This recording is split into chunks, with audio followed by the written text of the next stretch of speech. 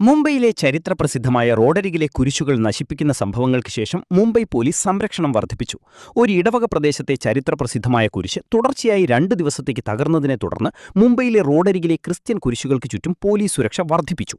അജ്ഞാതരായ വ്യക്തികൾ ഒരു കുരിശ് നശിപ്പിച്ച 2 വ്യത്യസ്ത സംഭവങ്ങളെ തുടർന്ന് സെയിന്റ് ജോൺ ദി ഇവാഞ്ചലിസ്റ്റ് ഇടവകയിലുടനീളം സൂക്ഷ്മ നിരീക്ഷണം ഏർപ്പെടുത്തിയിട്ടുണ്ടെന്ന് അധികൃതർ സ്ഥിരീകരിച്ചു. കേസുകൾ അന്വേഷണത്തിലാണെന്ന് മുതിർന്ന പോലീസ് ഓഫീസർ രവീന്ദ്രവാണി പറഞ്ഞു. കൂടുതൽ നശീകരണ പ്രവർത്തനങ്ങളിൽ നിന്ന് പ്രദേശത്തെ എല്ലാ കുരിശുകളുടെയും വിശദാംശങ്ങൾ ആവശ്യപ്പെട്ട് മെയ് 18-ന് പോലീസ് ഇടവക വികാരി ഫാദർ ആന്റണി ഫെർണാണ്ടസിന് കത്തെഴുതി. അന്തേരി ഈസ്റ്റ് പ്രദേശത്തെ ഉദ്യോഗസ്ഥർ ഇപ്പോൾ സ്ഥലങ്ങൾ കൂടുതൽ സൂക്ഷ്മമായി നിരീക്ഷിച്ചു വരികയാണ്. ഇടവക 15ഓളം റോഡരികിലെ കുരിശുകൾ തിരിച്ചറിഞ്ഞിട്ടുണ്ടെന്ന് ഫെർണാണ്ടസ് പറഞ്ഞു. അവയിൽ പലതും നൂറ്റാണ്ടുകൾ പഴക്കമുള്ളതാണെന്ന് കരുതപ്പെടുന്നു.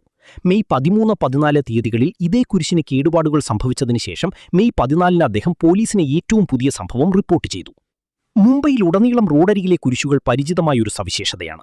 16 മുതൽ 18 വരെ നൂറ്റാണ്ടുകൾക്കിടയിലുള്ള പോർച്ചുഗീസ് കൊളോണിയൽ കാലഘട്ടം മുതൽ വേരുകളുള്ള കത്തോലിക്ക സമൂഹങ്ങളുമായി അവയ്ക്കടുത്ത ബന്ധമുണ്ട്. ഈ കുരിശുകളിൽ പലതും പ്രാർത്ഥനാ സ്ഥലങ്ങൾ മാത്രമല്ല, പ്രാദേശിക ക്രിസ്ത്യൻ പൈതൃകത്തിന്റെ ചരിത്രപരമായ അടയാളങ്ങളായി വർത്തിക്കുന്നു.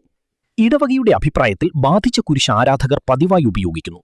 10,000-ലധികം ഇടവകക്കാർ അതിലൂടെ കടന്നുപോകുകയും അവരുടെ ദൈനംദിന യാത്രകളിൽ പ്രാർത്ഥിക്കാനോ മെഴുകുതിരികൾ കത്തിക്കാനോ നിൽക്കുകയും ചെയ്യുന്നുവെന്ന് പറഞ്ഞു. വാച്ച്ഡോഗ് ഫൗണ്ടേഷന്റെ കത്തോലിക്ക അഭിഭാഷകനും ട്രസ്റ്റിയുമായ ഗോഡ്ഫ്രെ പിമെന്റ പറഞ്ഞു, ആവർത്തിച്ച നാശനഷ്ടങ്ങളെ ക്രമരഹിതമായ നശീകരണ പ്രവർത്തനമായി കണക്കാക്കരുതെന്ന്. മതസൗഹാർദ്ദം തകർക്കാനും ന്യൂനപക്ഷ സമൂഹങ്ങൾക്കിടയിൽ ഭയം സൃഷ്ടിക്കാനും ഉദ്ദേശിച്ചുള്ള മനഃപൂർവ്വമായ പ്രവൃത്തിയായിരിക്കാം ഇതെന്ന്